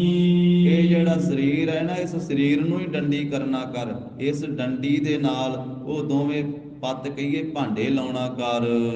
ਗੁਰਮੁਖ ਹੋਵੇ ਤਾਂ ਤੰਤੀ ਵਾਜੈ। ਇਸ ਤਰ੍ਹਾਂ ਤੇਰੀ ਤੰਤੀ ਬਣੇਗੀ ਵਜਾਉਣ ਵਾਲੀ। ਜਦੋਂ ਤੂੰ ਗੁਰੂ ਸਾਹਿਬ ਦੇ ਸਨਮੁਖ ਹੋਵੇਂਗਾ, ਗੁਰੂ ਕਾ ਉਪਦੇਸ਼ ਲੈ ਕਰਕੇ ਗੁਰਮੁਖ ਹੋਵੇਂਗਾ, ਤਾਂ ਇਹ ਤੇਰੀ ਤੰਤੀ ਵੱਜੇਗੀ, ਹਿਰਦੇ ਦੇ ਵਿੱਚ ਨਾਮ ਦਾ ਵਾਜਾ ਵੱਜੇਗਾ। ਇਨ ਬਿਦ ਤ੍ਰਿਸ਼ਨਾ ਖੰਡੀ। ਇਸ ਤਰੀਕੇ ਦੇ ਨਾਲ ਤੇਰੇ ਅੰਦਰੋਂ ਜਿਹੜੀ ਤ੍ਰਿਸ਼ਨਾ ਬਣੀ ਹੋਈ ਹੈ ਨਾ, ਪਦਾਰਥਾਂ ਦੀ ਪ੍ਰਾਪਤੀ ਦੀ, ਆਪਣੀ ਪੂਜਾ ਕਰਾਉਣ ਦੀ ਤ੍ਰਿਸ਼ਨਾ ਹੈ, ਆਪਣੀ ਮਾਨਤਾ ਕਰਾਉਣ ਦੀ ਤ੍ਰਿਸ਼ਨਾ ਹੈ, ਅਨੇਕ ਪ੍ਰਕਾਰ ਦੀ ਵਿਸ਼ਿਆਂ ਦੀ ਤ੍ਰਿਸ਼ਨਾ ਹੈ, ਉਹ ਸਾਰੀ ਤ੍ਰਿਸ਼ਨਾ ਜਿਹੜੀ ਹੈ ਉਹ ਤੇਰੀ ਖੰਡੀ ਜਾਵੇਗੀ, ਭਾਵ ਨਾਸ ਹੋ ਜਾਵੇਗੀ, ਖਤਮ ਹੋ ਜਾਵੇਗੀ। ਹੁਕਮ ਬੁਝੈ ਸੋ ਜੋਗੀ ਕਹੀਐ। ਧੰਨ ਗੁਰੂ ਅਮਰਦਾਸ ਸਾਹਿਬ ਕਹਿੰਦੇ, ਜਿਹੜਾ ਵਾਹਿਗੁਰੂ ਦੇ ਹੁਕਮ ਨੂੰ ਸਮਝਦਾ ਹੈ ਉਸ ਨੂੰ ਜੋਗੀ ਆਖਿਆ ਜਾ ਸਕਦਾ ਹੈ। ਏਕਸ ਸਿਉ ਚਿਤ ਲਾਈ। ਜਿਹੜਾ ਇੱਕ ਪ੍ਰਭੂ ਦੇ ਨਾਲ ਆਪਣਾ ਚਿੱਤ ਜੋੜੇ ਉਹ ਅਸਲ ਜੋਗੀ ਹੈ। ਸਹਿਸਾ ਟੂਟਾ ਨਿਰਮਲ ਹੋਵੇ। ਜਿਸ ਦੇ ਅੰਦਰੋਂ ਸਹਿਮ ਟੁੱਟ ਜਾਂਦਾ ਹੈ, ਸੰਸਾ ਟੁੱਟ ਜਾਂਦਾ ਹੈ, ਅੰਦਰ ਸੰਸਾ ਜਿਹਾ ਜਿਹੜਾ ਬਣਿਆ ਰਹਿੰਦਾ ਹੈ ਉਹ ਟੁੱਟ ਜਾਂਦਾ ਹੈ, ਤੇ ਫਿਰ ਉਹ ਨਿਰਮਲ ਹੋ ਜਾਂਦਾ, ਹਿਰਦਾ ਪਵਿੱਤਰ ਹੋ ਜਾਂਦਾ ਹੈ। ਜੋਗ ਜੁਗਤ ਏਵ ਪਾਈ। ਪ੍ਰਭੂ ਨਾਲ ਜੁੜਨ ਦੀ ਜੁਗਤੀ, ਢੰਗ ਤਰੀਕਾ ਇਸ ਤਰ੍ਹਾਂ ਪ੍ਰਾਪਤ ਹੁੰਦਾ ਹੈ। ਨਦਰੀ ਆਮਦਾ ਸਭ ਕਿਛ ਬਿਨਸੈ। ਗਰੀਬ ਨਵਾਜ ਕਹਿੰਦੇ, ਜੋ ਕੁਝ ਨਦਰ ਦੇ ਸਾਹਮਣੇ ਆ ਰਿਹਾ ਹੈ ਨਾ, ਇਹ ਸਾਰਾ ਕੁਝ ਬਿਨਸ ਜਾਵੇਗਾ ਜੋਗੀ। ਜੋ ਅੱਖਾਂ ਦੇ ਨਾਲ ਦਿਸ ਰਿਹਾ ਹੈ ਨਾ, ਇਹ ਅੱਖਾਂ ਵੀ ਬਿਨਸਣ ਵਾਲੀਆਂ। ਅੱਖਾਂ ਨਾਲ ਜੋ ਕੁਝ ਦਿਸ ਰਿਹਾ ਸਾਰਾ ਕੁਝ ਦ੍ਰਿਸ਼ਟਮਾਨ ਹੈ, ਸਗਲ ਮਥੇਨਾ, ਇਹ ਨਦਰੀ ਆਪਦਾ ਸਾਰਾ ਕੁਝ ਇੱਕ ਦਿਨ ਖਤਮ ਹੋ ਜਾਵੇਗਾ। ਹਰ ਸੇਤੀ ਚਿਤ ਲਾਏ। ਇਸ ਕਰਕੇ ਹਰੀ ਪਰਮੇਸ਼ਰ ਦੇ ਨਾਲ ਆਪਣੇ ਚਿੱਤ ਨੂੰ ਜੋੜਨਾ ਕਰ, ਜਿਹੜਾ ਕਦੇ ਵੀ ਬਿਨਸਦਾ ਨਹੀਂ ਹੈ। ਸਤਿਗੁਰ ਨਾਲ ਤੇਰੀ ਭਾਵਨੀ ਲਾਗੈ। ਪਰ ਇਹ ਦਾਤ ਤਾਂ ਮਿਲੇਗੀ ਜੇ ਤੇਰੀ ਸ਼ਰਧਾ, ਤੇਰੀ ਭਾਵਨਾ ਸਤਿਗੁਰੂ ਜੀ ਦੇ ਨਾਲ ਲੱਗ ਜਾਵੇ। ਤਾਏ ਸੋਝੀ ਪਾਏ। ਤਾਂ ਇਹ ਜਿਹੜੀ ਸੋਝੀ ਤੈਨੂੰ ਪ੍ਰਾਪਤ ਹੋਵੇਗੀ। ਹੈ ਜੀਵ, ਹੈ ਜੋਗੀ, ਇਹ ਸੰਸਾਰ ਸਾਰਾ ਨਾਸਵਾਨ ਹੈ, ਪਰਮੇਸ਼ਰ ਸਦੀਵੀ ਹੈ, ਐਸੀ ਸੋਝੀ ਤਾਂ ਪ੍ਰਾਪਤ ਹੋਵੇਗੀ। ਇਹੋ ਜੋਗ ਨਾ ਹੋਵੇ ਜੋਗੀ। ਇਹ ਜੋਗੀ ਜਿਹਨੂੰ ਤੂੰ ਜੋਗ ਸਮਝੀ ਬੈਠਾ ਹੈ, ਇਹ ਜੋਗ ਨਹੀਂ ਹੈ, ਇਸ ਤਰ੍ਹਾਂ ਜੁੜਨਾ ਨਹੀਂ ਹੁੰਦਾ ਹੈ। ਜੇ ਕੁਟੰਬ ਛੋੜ ਪਰ ਭਵਨ ਕਰੈ। ਜਿਹੜਾ ਤੂੰ ਪਰਿਵਾਰ ਨੂੰ ਛੱਡ ਕੇ, ਕੁਟੰਬ ਨੂੰ ਛੱਡ ਕਰਕੇ ਤੇ ਸੰਸਾਰ ਦੇ ਵਿੱਚ ਭੌਂਦਾ ਫਿਰਦਾ ਹੈ ਨਾ, ਕਦੀ ਪਹਾੜਾਂ 'ਚ, ਕਦੀ ਜੰਗਲਾਂ 'ਚ, ਕਦੀ ਇੱਧਰ ਕਦੀ ਉੱਧਰ, ਤੂੰ ਇਸੇ ਨੂੰ ਜੋਗ ਸਮਝ ਲਿਆ ਹੈ, ਪਰ ਇਸ ਤਰ੍ਹਾਂ ਇਹ ਜੋਗ ਨਹੀਂ ਹੈ। ਇਸ ਤਰ੍ਹਾਂ ਜੋਗੀ ਨਹੀਂ ਬਣਿਆ ਜਾਂਦਾ। ਜਿਵੇਂ ਬਾਬਾ ਜੀ ਨੇ ਵੀ ਫਰਮਾਇਆ ਸੀ, ਜੋਗ ਨਾ ਖਿੰਥਾ, ਜੋਗ ਨਾ ਡੰਡੈ, ਜੋਗ ਨਾ ਭਸਮ ਚੜਾਈਐ, ਜੋਗ ਨਾ ਮੁੰਦੀ ਮੂੰਡ ਮੁੰਡਾਇਐ, ਜੋਗ ਨਾ ਸਿੰਘੀ ਵਾਈਐ, ਅੰਜਨ ਮਾਹੇ ਨਿਰੰਜਨ ਰਹੀਐ, ਜੋਗ ਜੁਗ ਤੇ ਵਪਾਈਐ, ਗੱਲੀ ਜੋਗ ਨਾ ਹੋਈ, ਏਕ ਦ੍ਰਿਸ਼ਟ ਕਰ ਸੰਸਰ ਜਾਣੈ, ਜੋਗੀ ਕਹੀਐ ਸੋਈ। ਮਹਾਰਾਜ ਕਹਿੰਦੇ, ਪਰਿਵਾਰ ਨੂੰ ਛੱਡ ਕੇ ਜਿਹੜਾ ਬਾਹਰ ਭੌਂਦੇ ਫਿਰਨਾ, ਇਸ ਤਰ੍ਹਾਂ ਜੋਗ ਨਹੀਂ ਬਣਦਾ ਹੈ।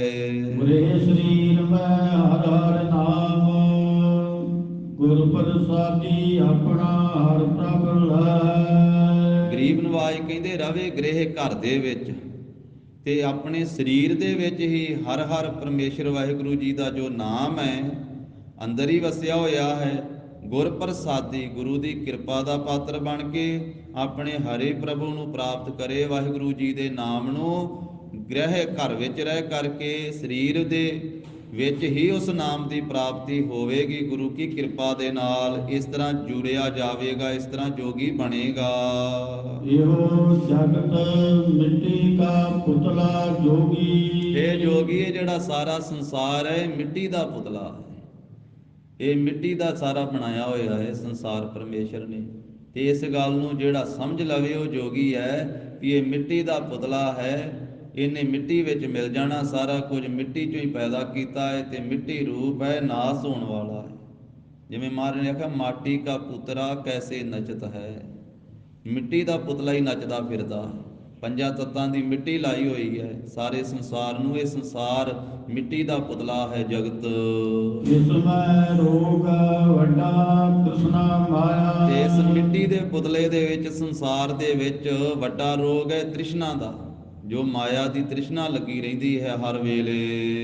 ਅਨੇਕ ਜਤਨ ਭੇਖ ਕਰੇ ਜੋਗੀ। ਇਹ ਜੋਗੀ ਅਨੇਕਾਂ ਯਤਨ ਵੀ ਕਰੇ, ਅਨੇਕਾਂ ਭੇਖ ਵੀ ਭਾਵੇਂ ਧਾਰਨ ਕਰ ਲਵੇ, ਰੋਗ ਨਾ ਜਾਏ ਗਵਾਇਆ।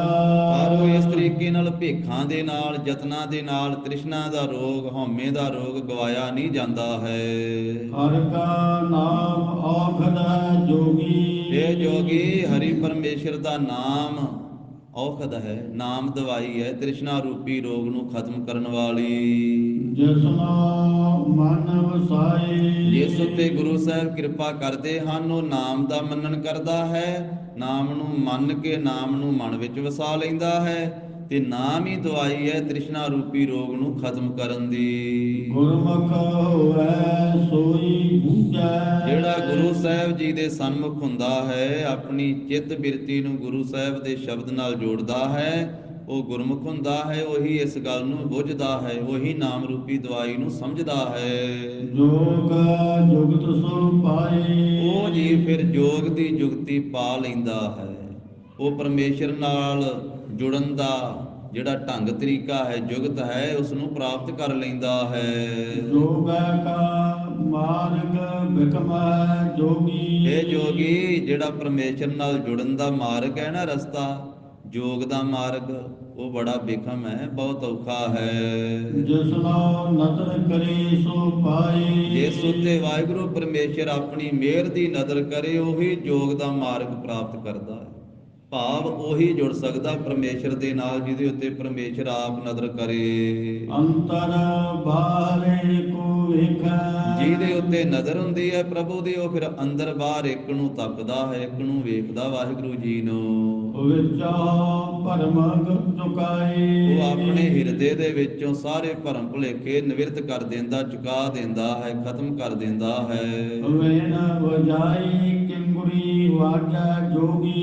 ਇਹ ਜੋਗੀ ਫਿਰ ਬਿਨਾਂ ਵਜਾਇਆ ਨਾਮ ਦੀ ਕਿੰਗ ਹਿਰਦੇ ਵਿੱਚ ਵੱਜਦੀ ਹੈ। ਆ ਕਿੰਗੁਰੀ ਵਜਾਈ। ਜੋਗੀ ਤੂੰ ਵੀ ਉਸ ਕਿੰਗ ਨੂੰ ਵਜਾਉਣਾ ਕਰ, ਜਿਹਨੂੰ ਫਿਰ ਵਜਾਉਣਾ ਨਹੀਂ ਪੈਂਦਾ, ਉਹ ਆਪਣੇ ਆਪ ਬਿਨਾਂ ਵਜਾਇਆ ਵੱਜਦੀ ਹੈ। ਵਾਜੇ ਅਨਹਦ ਤੂਰੇ, ਉਹ ਨਾਮ ਦੀ ਕਿੰਗ ਹੈ। ਕਹੈ ਨਾਨਕ ਮੁਕਤ ਹੋਵੈ ਜੋਗੀ। ਇਹ ਜੋਗੀ ਫਿਰ ਜਿਸ ਵੇਲੇ ਨਾਮ ਹਿਰਦੇ ਵਿੱਚ ਪ੍ਰਗਟ ਹੁੰਦਾ ਹੈ, ਫਿਰ ਸਾਰੇ ਬੰਧਨ ਕੱਟੇ ਜਾਂਦੇ, ਫਿਰ ਮੋਹ ਕੱਟਿਆ ਜਾਂਦਾ, ਫਿਰ ਜੀਵ ਮੁਕਤ ਹੋ ਜਾਂਦਾ ਹੈ। ਤੇ ਮੁਕਤ ਦੇ ਲੱਛਣ ਮਹਾਰਾਜ ਨੇ ਕੀਤੇ ਹਨ। ਜਿਹੜਾ ਉਸਤਤੀ ਤੇ ਨਿੰਦਿਆ ਤੋਂ ਰਹਿਤ ਹੋ ਜਾਵੇ, ਉਹਦੀ ਫਿਰ ਬਿਰਤੀ ਸੋਨੇ ਤੇ ਲੋਹੇ ਵਿੱਚ ਇੱਕ ਤਰ੍ਹਾਂ ਦੀ ਹੈ, ਉਹ ਖੁਸ਼ੀ ਤੇ ਗਮੀ ਵਿੱਚ ਇੱਕ ਰਸ ਰਹਿੰਦਾ ਹੈ। ਨਾਵੇਂ ਪਾਤਸ਼ਾਹ ਨੇ ਮੁਕਤੀ ਦੇ ਲੱਛਣ ਕੀਤੇ ਹਨ। ਉਸਤਤ ਨਿੰਦਿਆ ਨਾਹੇ ਜਿਹੇ, ਕੰਚਨ ਲੋਹ ਸਮਾਨ, ਕਹੋ ਨਾਨਕ ਸੁਨ ਰੇ ਮਨਾ, ਮੁਕਤ ਤਾਹੇ ਤੈ ਜਾਨ। ਹਰਖ ਸੋਗ ਜਾ ਕੈ ਨਹੀਂ, ਬੈਰੀ ਮੀਤ ਸਮਾਨ, ਕਹੋ ਨਾਨਕ ਸੁਨ ਰੇ ਮਨਾ, ਮੁਕਤ ਤਾਹੇ ਤੈ ਜਾਨ। ਸੋ ਐਸਾ ਉਹ ਮੁਕਤ ਹੁੰਦਾ ਹੈ ਜਿਹਦੇ ਹਿਰਦੇ ਵਿੱਚ ਪ੍ਰਭੂ ਦੀ ਆਗਿਆ ਵਸ ਜਾਵੇ। ਪ੍ਰਭ ਕੀ ਆਗਿਆ ਆਤਮ ਹਿਤਾਵੈ, ਜੀਵਨ ਮੁਕਤ ਸੋ ਕਹਾਵੈ। ਤੈਸਾ ਹਰਖ ਤੈਸਾ ਉਸ ਸੋਗ, ਸਦਾ ਆਨੰਦ ਤਹਿ ਨਹੀਂ ਵਿਯੋਗ।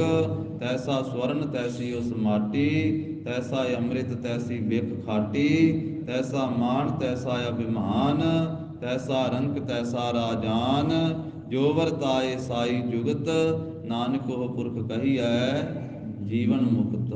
ਤਾਂ ਸਤਿਗੁਰੂ ਗਰੀਬ ਨਿਵਾਜ ਸਾਹਿਬ ਜੀ ਕਹਿੰਦੇ ਹਨ ਵੀ ਐਸਾ ਜੀਵ ਫਿਰ ਮੁਕਤ ਹੋ ਜਾਂਦਾ ਹੈ।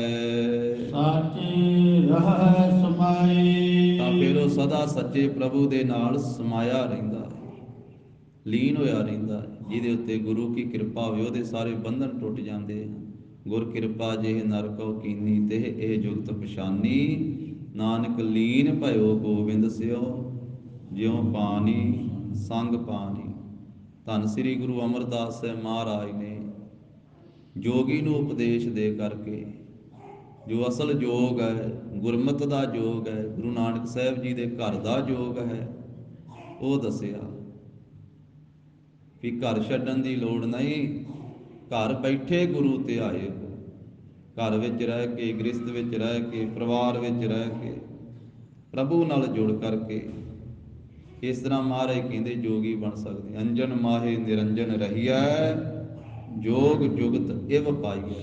ਅੰਜਨ ਨਾਮ ਮਾਇਆ ਦਾ, ਰਹੀਏ ਮਾਇਆ ਵਿੱਚ ਹੀ, ਰਹੀਏ ਪਰਿਵਾਰ ਵਿੱਚ ਹੀ, ਧੀਆਂ ਪੁੱਤਰਾਂ ਵਿੱਚ ਹੀ, ਪਰ ਸੰਸਾਰ ਨੂੰ ਨਾਸਵਾਨ ਸਮਝ ਕਰਕੇ ਨਿਰੰਜਨ, ਜਿਹਦੇ ਉੱਤੇ ਮਾਇਆ ਮੈਲ ਦਾ ਕੋਈ ਅਸਰ ਨਹੀਂ, ਉਸ ਨਿਰੰਜਨ ਪਰਮੇਸ਼ਰ ਨਾਲ ਜੁੜ ਕੇ ਰਹੀਏ।